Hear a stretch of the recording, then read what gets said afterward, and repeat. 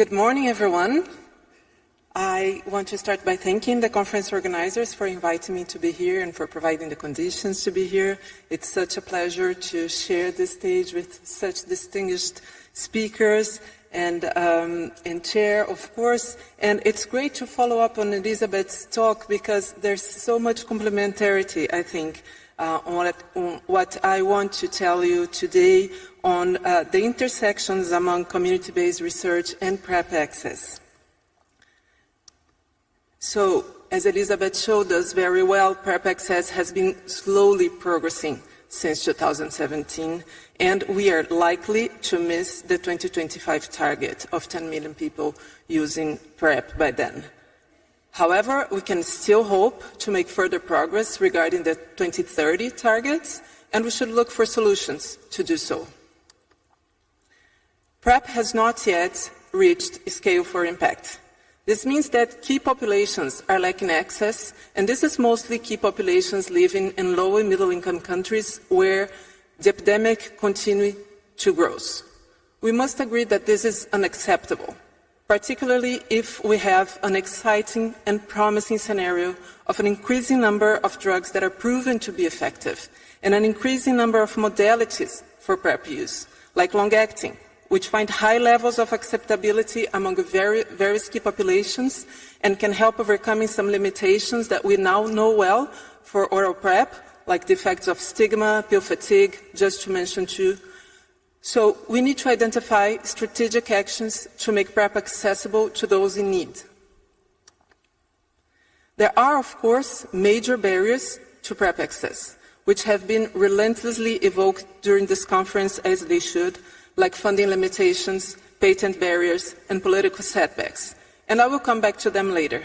But for now, I want to focus on how community-based research has contributed to PrEP access among key populations, and most importantly, how we can better use this methodological approach to improve PrEP access even further.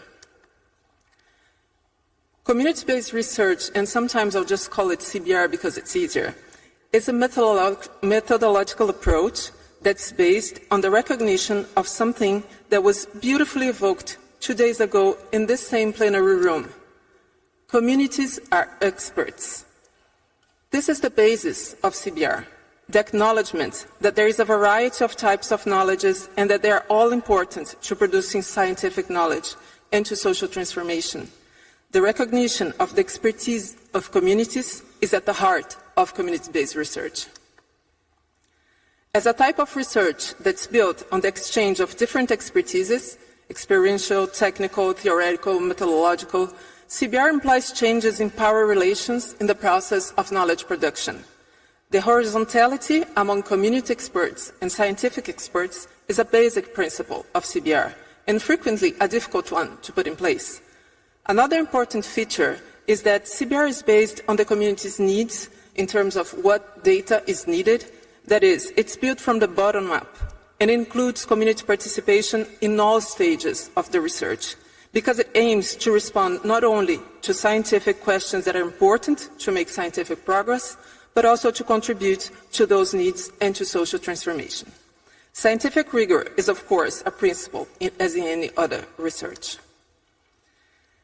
CBR has had an important role in HIV research at the same time that HIV has contributed to improving and accelerating the development of CBR in the health field. We can find the first systematizations of ideas around community participation and research for social transformation in the 40s with the pioneer work of Kurt Lewin on action research, and important developments were done over the 60s and the 70s, notably in Latin America, but it's in the 80s with the emergency of the AIDS crisis and the social response to the epidemic that community-based research progressed and was further systematized as a methodological approach in the health field. This is, of course, linked to the fact that communities had taken the lead of the HIV response, developing prevention strategies that science would later prove effective, like condom use and safer sex, but above all, by communities developing the principles of what would become the human rights-based approach to the epidemic, recognized to this day as the only effective approach to respond to HIV. It was from community struggles that we learned that access to treatment and prevention are not just technical issues, but rather political ones that cannot be overcome unless we guide our actions by the principle of solidarity and that we listen to those who are the most affected by the epidemic. We must bear those lessons in mind. In the next slides, I want to take a look at what we can find in the scientific literature about communities and PrEP services for key populations. I will share with you some reflections based on an ongoing systematic review that we are working on, led by a colleague from the University of São Paulo, Cristiane Spadacio. It is work in progress, so these are preliminary insights on the data we gathered, but I think they can offer some insights on the topic of this talk. So our aim with this review is to identify what is known about the effectiveness, implementation, and outcomes of delivering PrEP through community-based approaches. So it's wider than CBR, but it includes CBR. And we're trying to identify different forms of PrEP services organizations and how communities participate on them. So this is the combination of words we used. We ran the research in these 5 databases, and after all the methodological procedures, we included 28 articles in the review. More than half of these publications, 15, are from studies conducted in the US. The other 13 are in countries in South America, Africa, Europe, and Asia. 24 of these studies focus on key populations, most trans women and men who have sex with men, which is great news. The majority are demonstration projects, so they aim to analyze PrEP efficacy in real-world settings, and this is expected given that our focus was on service delivery models.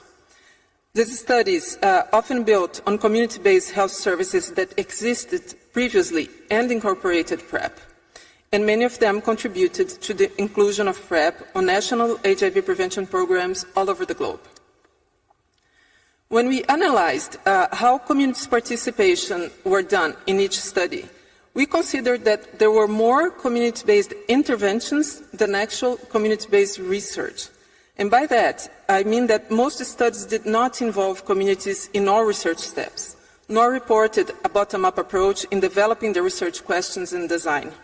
For instance, if a study referred having hired peer educators to recruit participants, or delivered PrEP in a community-based center, but did not mention community participation in other steps, we considered it a community-based intervention, but not CBR. As we are evaluating this only based on what is reported in the literature, we need to consider the possibility that this reflects a lack of more detailed information on methodological procedures, including due to limitations proper to scientific publications. I'm sure we have all seen amazing community-based research being reported here in the conference, much more than just 28. But we are dealing with the literature here. Community participation was reported mostly on activities regarding outreach, recruitment, peer navigation, and follow-up. Few studies reported having community consultation advisory groups to follow up the study, provide inputs on implementation, and even more rare was to have community participation on designing PrEP services, performing HIV tests, PrEP dispensation, and communication of results. Overall, the studies indicate positive results when PrEP is delivered in and by the community, creating safe spaces, engaging, recruiting, supporting people on PrEP, better adherence and retention than in clinical trials. So these are potentials that we can find in this, I insist, preliminary exploration of the literature. But it's also critical to look at the limitations that we can identify, which are limitations that also echo what we experience in the field. The first thing I think we need to pay attention to is that our research designs risk reducing the potential of communities in research to the execution of some tasks. Maybe tasks that even we as scientists do not feel capable of doing. This is not a problem in itself. It's actually a good thing to work according to our expertise, but communities have more expertise than performing tasks. And we could be missing the opportunity to learn from them on how to better design PrEP services. We could be missing out their ideas, their intellectual contribution. Or we could be missing the opportunity to better document how we're developing models of PrEP delivery integrating community knowledge in our research stages. The most likely is that we have a mix of these two situations. That is, there are PrEP studies limiting community participation to the execution of tests, while there are others doing a better job in terms of participation, but not necessarily documenting it in the scientific literature. And this is a challenge that we frequently face when doing CBR, finding the best way to document and report our studies to communicate both with the scientific community and the larger communities with which we work. This is a true challenge. In any case, it seems that the most relevant contribution CBR can give to improve PrEP access among key populations at this point is to invest in study designs that enable communities to lead the design of PrEP services. As we have been called to let communities lead the way, it's important to do so when it comes to research on PrEP access. Many of us have been looking for ways of naming and framing what service delivery should look like. We all agree we need differentiated approaches to respond to different needs, evolving needs. We also agree that service should be person-centered, promoting comprehensive, integrated, empowering care. These are all important principles and hard to put in practice. Various models, as Elizabeth also showed, have been developed and implemented. PrEP delivery still uses most frequently clinical or hospital settings with clinically trained healthcare providers and follow-up requiring in-person visits. But other strategies have been implemented in community settings, home-based, pharmacy-based, mobile clinics, school settings, with the help of telehealth and much more. For each of these models and for all the others we still have to create, we need to find ways to adapt to the different health systems, respecting their functioning and contributing to reduce unnecessary burden to the systems. We also need to identify the resources that are already available on which we could capitalize for better results.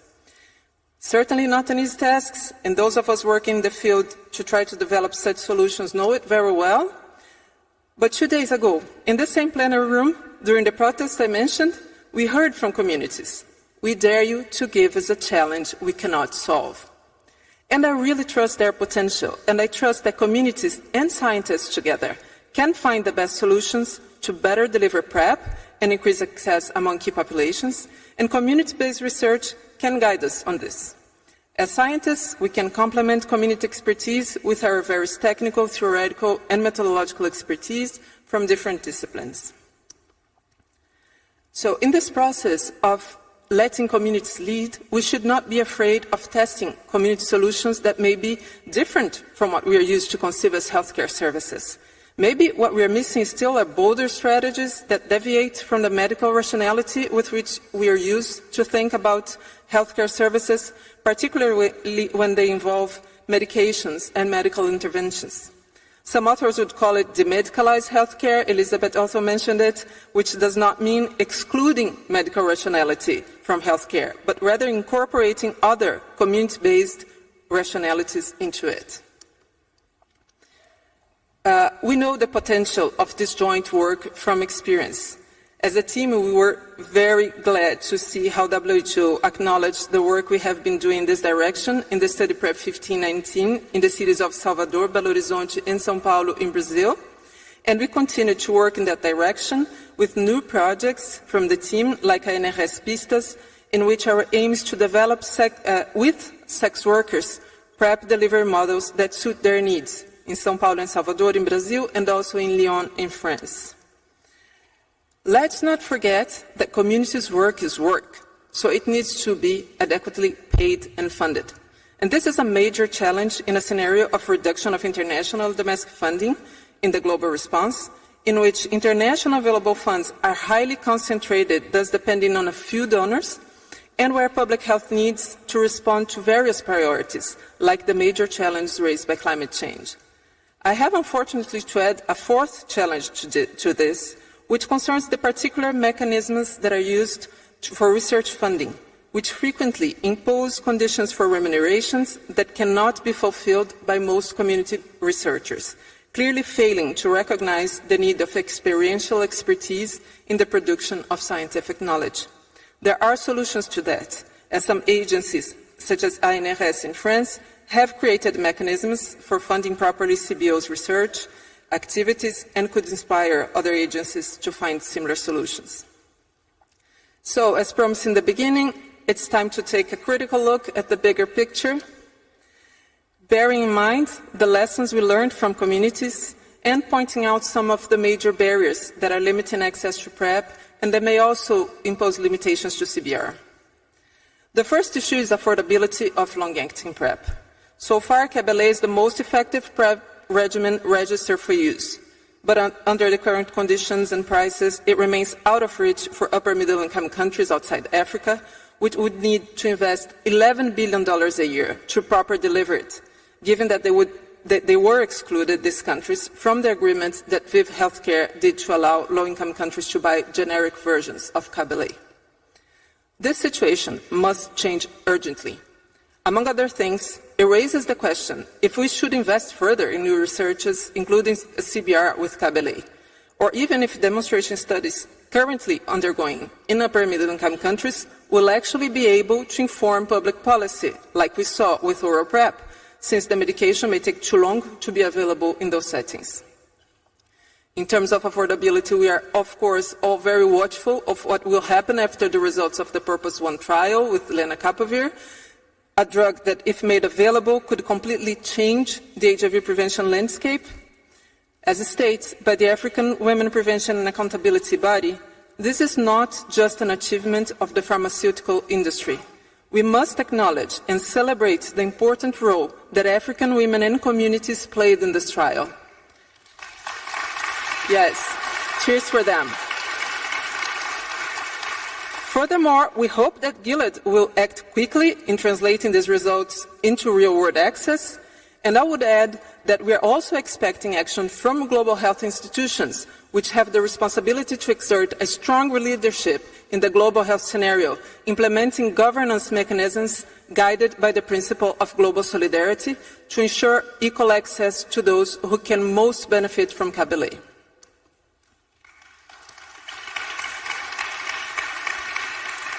Thank you. In fact, much work is necessary at the global level to face the barriers that challenge PrEP access today, knowing that stigma and human rights violations are major barriers that persist, and the global political scenario is not quite positive for communities of people living with HIV, most affected by HIV, nor for science. The political backlash that we are going through is marked by the action of anti-democratic movements that are anti-rights, anti-gender, anti-science, which are acting to mine the very foundations of human rights and science-based responses to HIV. Brazil, the country I come from, can maybe serve as a study case of how these movements can harm decades of important progresses and work in the HIV field and human rights more broadly. During the 2010s, we saw the advancement of the conservative agenda in Brazil's society and politics, at first with a strong participation on legislative bodies which pressured society and governments to backward on human rights-based approach to HIV. At the federal level, the conduct adopted was to avoid the political debate around HIV, and in particular moments, the federal government yielded to pressure of those who were attacking the rights of communities most affected. For instance, when they cancelled a prevention campaign that had been constructed with and for sex workers. As we all know, in 2018, these conservative forces won the national elections, and the attacks to the HIV response were then institutionalized, with financial cuts, institutional downgrading, and permanent verbal attacks from the president and his staff against our communities. Fortunately, that government has passed, and Brazil is back.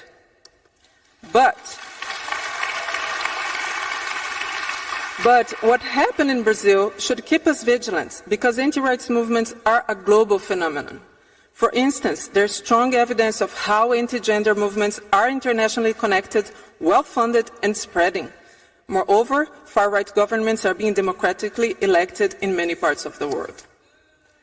Anti-gender movements are pushing for backsliding on hard-won sexual and reproductive rights, as show the disputes around gender-related issues in the World Health Assembly. The global anti-trans crusade is a strongly articulated anti-gender movement uniting what Lucas Platero brilliantly named strange bedfellows like anti-trans feminists, conservative parties, and even some scientists. This has led to extreme laws prohibiting gender affirmative care in many parts of the world, but also to more subtle forms of dismantling transgender health care, including using scientific approaches that exclude all types of expert knowledge, including communities, like we recently saw in England and Wales.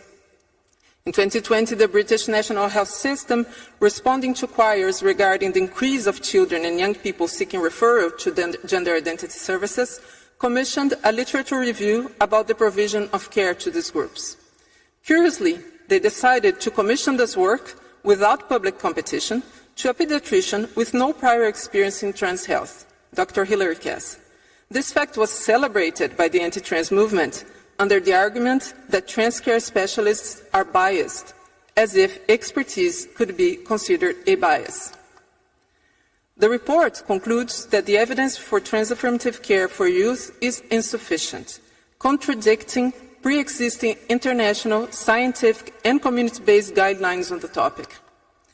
Trans rights organizations and scientists have reacted and pointed out the methodological flaws in this review, as well as the risk of anti-trans movements weaponizing its conclusions, which quickly happened. Beyond fueling the anti-trans movement, this questionable, non-participatory literature review has led to the removal of puberty blockers from gender questioning youth from the British National Health System.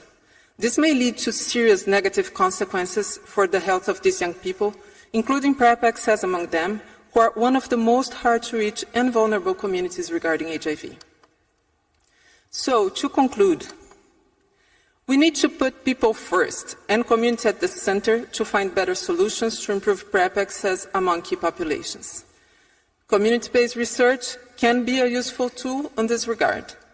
We know PrEP community-led services are key to make HIV prevention progress, and we should invest in fully applying CBR principles to PrEP research, particularly by enabling communities to lead the design of services with the necessary adequate funding mechanisms that this requires. When co-developing research and service delivery models, there is still room for more creativity and more leadership from communities. This can include solutions that are beyond conceptions of healthcare limited by the medicalized rationality. We need mechanisms to foster global solidarity, to ensure equal access to all those who can benefit from PrEP, and to protect human rights more broadly. A global consultation is necessary to overcome the limitations imposed today by the pharmaceutical companies to PrEP access.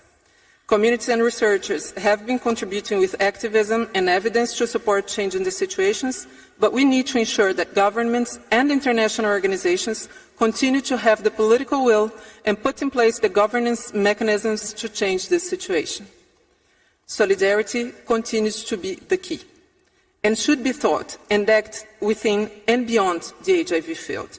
The political challenges that impose limitations to HIV prevention today are also threatening other rights and exposing marginalized communities to various threats.